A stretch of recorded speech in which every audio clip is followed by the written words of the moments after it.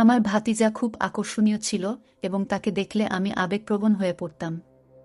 তাকে দেখলে আমার মন কেমন জানি করত। একদিন আমি সিদ্ধান্ত নিলাম, এই সুযোগে আমি আমার ইচ্ছা পূরণ করব। আমার স্বামী কয়েকদিনের জন্য শহরের বাইরে চলে গিয়েছিলেন। সেই রাতে আমি আমার ভাতিজার ঘরে গেলাম এবং ধীরে ধীরে তার পাশে শুয়ে পড়লাম। যখন রাত গভীর হয়ে গিয়েছিল, সে আমাকে দেখে অবাক হয়ে জিজ্ঞেস করল, আমি কি চাই? আমার নাম ছিল সোনালী এবং আমি আমার শ্বশুরবাড়িতে স্বামীর সাথে সুখী ছিলাম। কিন্তু অজানা কারণে আমি আমার ভাতিজার প্রতি আকৃষ্ট হয়ে পড়েছিলাম। সে ছিল আকর্ষণীয়, যদিও আমার স্বামী আমাকে কখনো বলেনি যে তার এমন একটি ভাগ্নে আছে। আমাদের বাড়িতে একজন কাজের মেয়ে কাজ করত, আর আমি নিজেও বাড়ির কাজ করতাম। একদিন আমি লক্ষ্য করলাম আমার ভাতিজা আমাদের বাগানে গাছে পানি দিচ্ছে। সে বারবার আমার দিকে তাকাচ্ছিল। আমি তার প্রতিটি পদক্ষেপ লক্ষ্য করছিলাম এবং বুঝতে পারছিলাম যে সে আমার দিকেও আগ্রহী। আমার গল্পগুলো তোমরা শুনো, কিন্তু সাবস্ক্রাইব করো না। দয়া করে গল্পগুলো ভালো লাগলে ভিডিওটি লাইক, শেয়ার এবং চ্যানেলটি সাবস্ক্রাইব করো প্লিজ। আমি ভেবেছিলাম আমার বয়স 25 হলেও আমি এমনভাবে নিজেকে সাজিয়ে রাখতাম যেন আমার বয়স 17 বা 18 মনে হতো। তরুণ বয়সে আমার চেহারা ছিল আকর্ষণীয়, কিন্তু আমি জানতাম আমার ভাতিজা খুব লাজুক। সে কখনো প্রথমে কিছু বলার সাহস করবে না, কারণ আমার স্বামী তাকে সবসময় নিয়ন্ত্রণ করতেন। ছোটখাটো বিষয়েও তাকে সতর্ক করতেন, এটা করো না, ওটা করো না।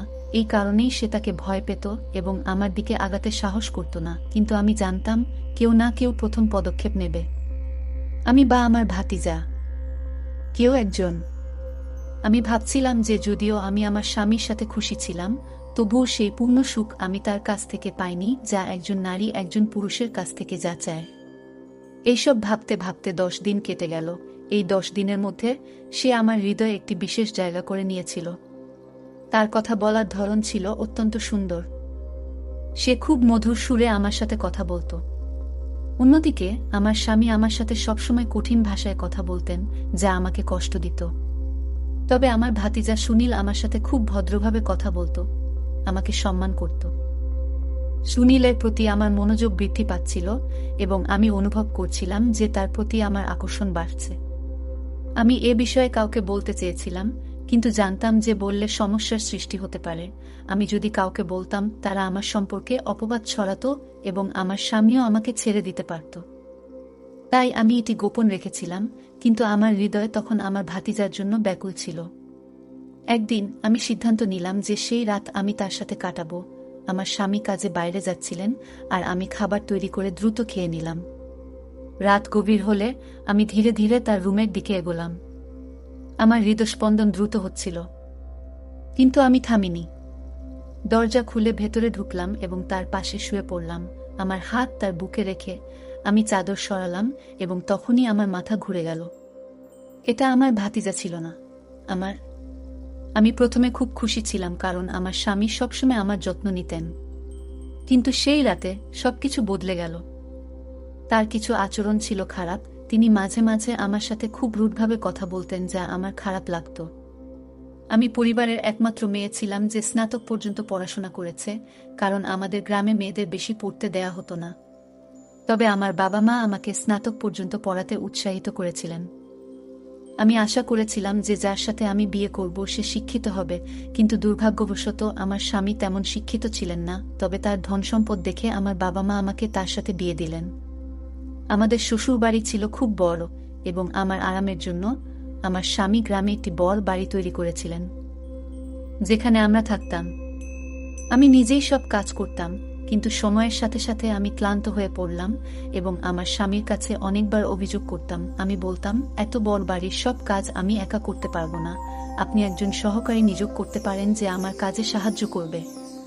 কিন্তু তিনি সবসময় বলতেন, এর দরকার নেই, তুমি এত সুন্দর যে আমি চাই না তুমি অন্যের সাহায্য নাও। এজন্যই তোমাকে আমার পরিবারের কাছ থেকে দূরে এনেছি। তার এই কথাগুলো মাঝে মাঝে আমার মন খারাপ করত, কিন্তু আমি জানতাম এটাও ছিল ভালোবাসার একটি ধরন।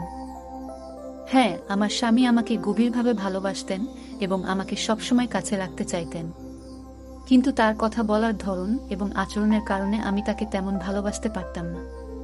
আমি অনেকবার বলেছি যে তিনি তার কথা বলার ধরন পরিবর্তন করা উচিত, কিন্তু তিনি কোনো গুরুত্ব দিতেন না। ছোটবেলা থেকেই তিনি এমন পরিবেশে বড় হয়েছেন যেখানে অর্থ উপার্জনের প্রতি বেশি মনোযোগ দেওয়া হতো। সময় চলে গেল এবং আমি ঘরের কাজ করতে করতে ক্লান্ত হয়ে পড়লাম। আমার স্বাস্থ্যও ভালো ছিল না।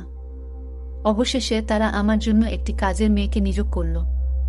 দিনমজুর মহিলার সাথে আমার খুব ভালো সম্পর্ক ছিল, আমরা সারাদিন হাসিঠাট্টা করতাম। তিনি আমার স্বামী আসার আগে তার বাড়িতে চলে যেতেন। তবে একদিন আমার স্বামী একটি অদ্ভুত কাজ করলেন যা দেখে আমি হতবাক হয়ে গেলাম। আমাদের বাড়িতে একটি 18 বছরের ছেলেকে নিয়োগ করা হলো, যে বাগানে পানি দিত, ঘর ঝাড়ু দিত এবং বাইরে থেকে জিনিস আনত। আমি অবাক হয়ে গেলাম, কারণ আমার স্বামী সাধারণত কাউকে বাড়িতে রাখতেন না।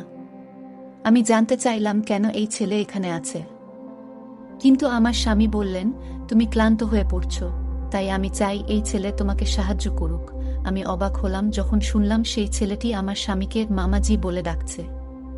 তখন আমি বুঝতে পারলাম তিনি আমার স্বামীর ভাইপো। আমার স্বামী তাকে বাড়ির কাজে নিয়োগ দিয়েছেন। এই পরিস্থিতি দেখে আমি ভাবলাম, আমার স্বামী হয়তো আমার প্রতি সন্দেহ করছেন এবং আমার চরিত্র পরীক্ষা করতে চান। এটি ছিল তার এক বন্ধুর পরিকল্পনা, যিনি তার মতোই অশিক্ষিত ছিলেন। এই চিন্তা আমাকে দুশ্চিন্তায় ফেলে দিল, কিন্তু আমি জানতাম আমাকে বুঝদার হতে হবে। ভয়ে আমার মনটা এক মুহূর্তের জন্য থেমে গিয়েছিল। ভাবলাম এই সন্দেহ আমাদের সংসার ধ্বংস করবে। তবে আমার স্বামীর আচরণ আমাকে বলেছিল যে এটি সেরকম নয়, তিনি কেবল সাহায্য করতে চেয়েছিলেন। 4 দিন ধরে সেই ছেলেটি আমাদের বাড়িতে কাজ করছিল, কিন্তু আমি এখনো তার সাথে দেখা করিনি। 4 দিন পর যখন তাকে দেখলাম, আমি অবাক হয়ে গেলাম। সে খুব সুদর্শন ছিল। এমন সুদর্শন ছেলে আমি আগে দেখিনি।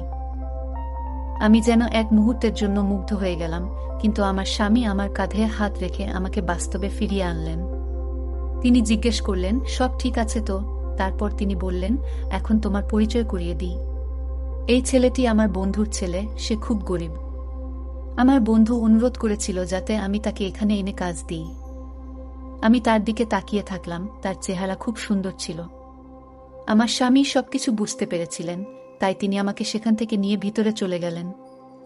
হাঁটতে হাঁটতে আমি একবার বা দুবার ফিরে তাকালাম। এরপর আমি সেই ছেলেটির সাথে কথা বলতে শুরু করলাম। সে খুব ভালো কাজ করত এবং তার কথা বলার ধরনও সুন্দর ছিল। ঘটনাটি বেশ অদ্ভুত ছিল এবং সেই ছেলেটির প্রতি আমার স্বামী বিরক্ত ছিলেন, কারণ সে তার এক বিশেষ বন্ধুর ভাতিজা ছিল। প্রতি সপ্তাহে আমার স্বামীকে শহরে যেতে হতো এবং এইবারও সে শহরে চলে গেল। সেদিন আমি সিদ্ধান্ত নিলাম যে আজ আমি আমার ইচ্ছা পূরণ করব এবং রাতটি সুনীল এর সাথে কাটাবো।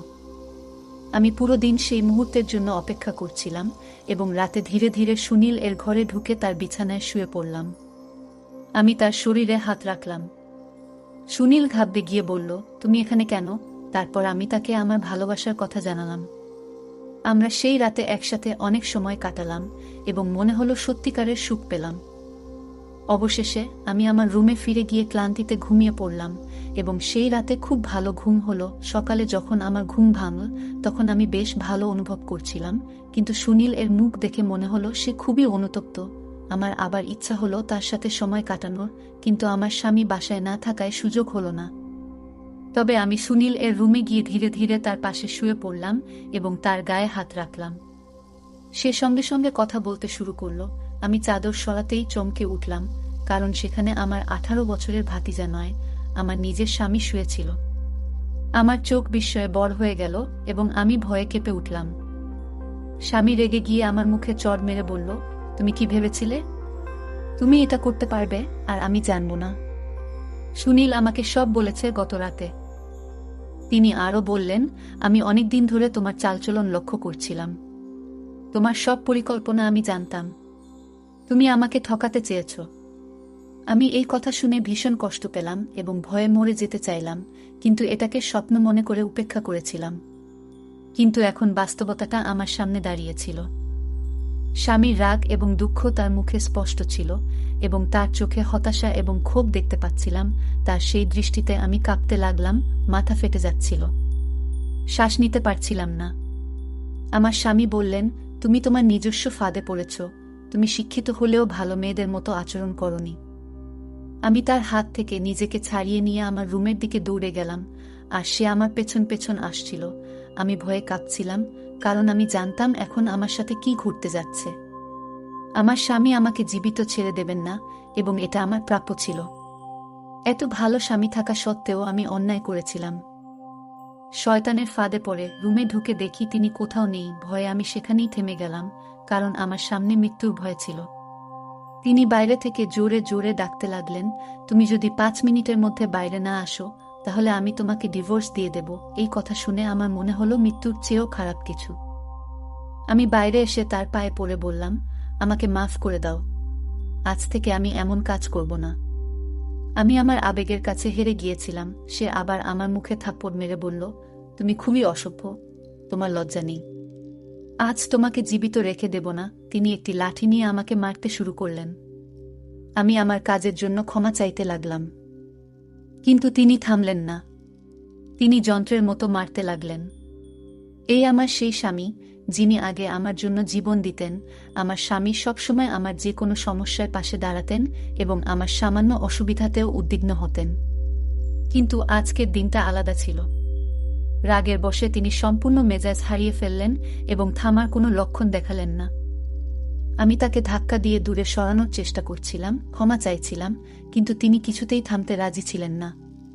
অবশেষে তিনি ক্লান্ত হয়ে লাঠি ফেলে দিয়ে বিছানায় বসে পড়লেন এবং আমার দিকে তাকিয়ে বললেন, আমি তোমাকে অনেক ভালোবাসি।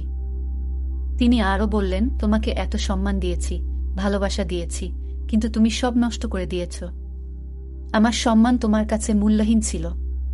তোমাকে মাথার মুকুট বানিয়েছি, কিন্তু তুমি তার যোগ্য ছিলে না।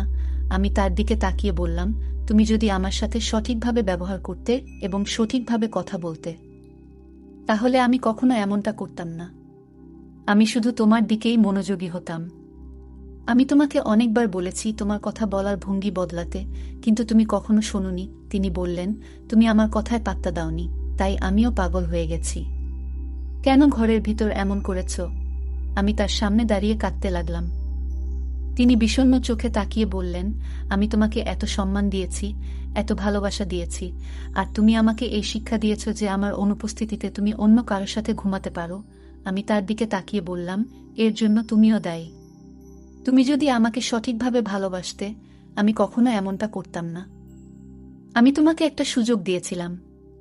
প্রথম 2-3 দিন সব ঠিকঠাক ছিল, কিন্তু তারপর তুমি অনেক দিন আমার থেকে দূরে থাকলে, আমাকে ঠিকমতো সময় দিলে না। তখন আমি কি করব? আমি অন্য কারো প্রতি আকৃষ্ট হয়ে পড়লাম। আমার কি দোষ ছিল বলো? তুমি যদি ওকে রাখলে এত সব নাটক হতো না। আমি আমার ভুল মানতে রাজি নই। সে তখন একই কথা বলতে লাগল যে সে আমাকে পরীক্ষা করছে। দেখো, আজ আমার সন্দেহ বিশ্বাসে পরিবর্তিত হয়েছে এবং আমি খুব দুঃখিত যে তোমার মতো একটি মেয়ে আমার স্ত্রী।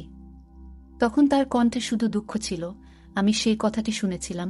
আমার আফসোস ছিল যে আমার স্বামী আমাকে এত ভালোবাসলেও আমি তাকে ঠকাতে চেয়েছিলাম। কিন্তু আমি আমার ইচ্ছার কাছে হার মানতে বাধ্য হয়েছিলাম। এখন আমি কি বলবো? আমার স্বামী হঠাৎ রেগে গিয়ে মুখ লাল করে উঠে দাঁড়ালেন এবং আমার হাত ধরে কাছে নিয়ে এসে বললেন, আমি আর তোমার সাথে থাকতে পারবো না। কারণ যখনই তোমার মুখ দেখি, তোমার এই খারাপ কাজটা আমার মনে পড়ে। এই কষ্ট আমি সহ্য করতে পারি না। তিনি বললেন, আমি সহ্য করেছি, কিন্তু এখন আর এই কষ্ট সহ্য করতে পারি না। একজন পুরুষের সব কিছু সহ্য করতে পারি না, তাই আজ আমি তোমাকে তালাক দিয়েছি। এই কথা শুনে আমি যেন পাথরের মূর্তির মতো দাঁড়িয়ে রইলাম। 3 দিন আগে আমার জীবন সুখে পরিপূর্ণ ছিল।